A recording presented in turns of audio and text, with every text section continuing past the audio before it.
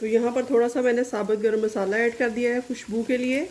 2-4 लौंग हैं, 2-3 काली मिर्च है और 1 दालचीनी का टुकड़ा है। तो यहाँ पर देखिए तकरीबन 1 प्याली मैंने मटर ले लिए, हरी मिर्चें ले लिए थोड़ी सी, 1 टमाटर ले लिया है जो कि बड़ा है, हम हाफ डालेंगे इसमें, और 1 गिलास चावल है मेरे पास, मैं आपको बता दूं जो हम बनाने जा रहे हैं। यहाँ लहसुन अदरक की बारी है, मैंने सोचा जल्दी बन जाएंगे तो कुकर में बना लेते हैं इसीलिए। तो यहाँ 1 टेबलस्पून के करीब लहसुन अदरक की पेस्ट डालेंगे, इसको ब्राउन होने देंगे, प्याज को भी और लहसुन अदरक को भी।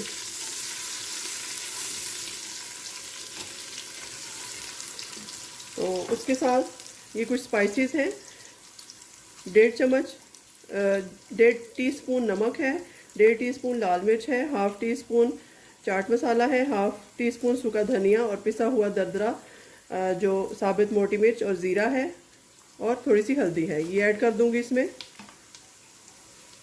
और हाफ टमाटर काट के डाल देंगे इस तरीके से।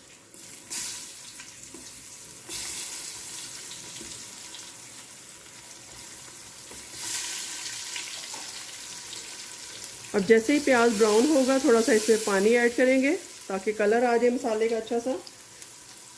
ऑलमोस्ट ये हो चुका है, थोड़ा सा पानी डाल के इसको बंद करती हूँ ऊपर से ताकि कलर आ जाए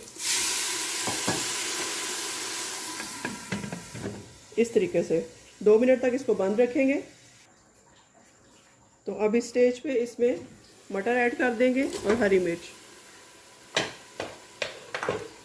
इसको थोड़ा सा भुनाई करेंगे। अगर आप चाहें तो इस स्टेज पे थोड़ा दही भी ऐड कर सकते हैं, लेकिन मैंने क्योंकि टमाटर डाल दिया है इसके लिए दही की ज़रूरत नहीं है। फिर से कवर करते हैं, 2 मिनट के लिए इसको भुनाई करके उसमें पानी ऐड करेंगे। फिर तो देखते हैं क्या पोजीशन है। 1 गिलास चावल है तो हम इनमें 1.5 गिलास पानी ऐड करेंगे। बस ये ठीक है, इतने हो चुके हैं। अगर हम इनको ओवर कुक करेंगे तो मटर जो है वो सख्त हो जाते हैं, फिर आजकल के सीज़न में भी स्टार्ट है तो गलते नहीं हैं। तो इसी में हम 1.5 गिलास पानी ऐड कर देंगे, तकरीबन 1.25 गिलास है पानी जो मैंने डाला है, कुछ चावलों में होगा वो भी ऐड कर देंगे। तो अभी इसको बंद करते हैं ताकि मटर हमारे कम टाइम में 2 मिनट में ही गल जाएँ और हमें ज़्यादा टाइम गर्मी में चूल्हे के पास ना खड़ा होना पड़े। तो इसको सीटी लगाती हूँ, सीटी हिलने के 2 मिनट बाद इसमें चावल डालेंगे। तो अब यहाँ पर मटर भी गल चुके हैं और पानी भी बॉयल हो चुका है। ये मेरे पास चावल हैं भीगे हुए, इनमें आधा गिलास पानी मौजूद है, ये भी ऐड कर देंगे। और इस तरह से हमारा जो 1.5 गिलास है वो पूरा हो जाएगा पानी का।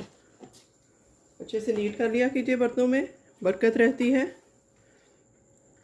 तो चलिए इसको जैसे नॉर्मल चावल पकाते हैं उसी तरह से हम इनको गलने देते हैं और 80% कुक होने के बाद इसको दम लगाएंगे। 5 से 6 मिनट इसको कुक होने देते हैं मीडियम हीट पे। ये देखिए ऑलमोस्ट 70% कुक हो चुके हैं, राइस लंबे भी हो चुके हैं। अब देखना ये है कि हमारे मटर गल चुके हैं या नहीं। तो ये देखिए मटर बहुत अच्छे तरीके से गल चुके हैं। बस जैसे इसका पानी 80% तक ड्राई होता है तो मैं इसको दम लगा देती हूँ।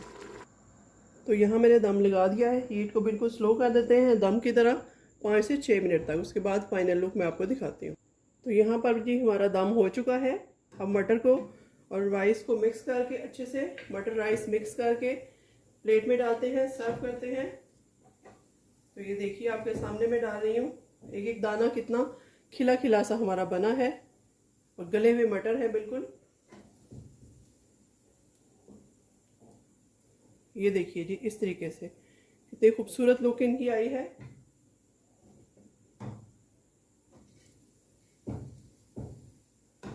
ये देखिए जी टमाटर भी है, हरी मिर्च भी है, सब कुछ स्पाइसेस भी बहुत डिलीशियस डाले हैं इसमें। मैंने बहुत तेज़ स्पाइसेस नहीं डाले, नॉर्मल से डाले हैं जो कि बच्चे भी खा सकते हैं शौक से और बड़े भी।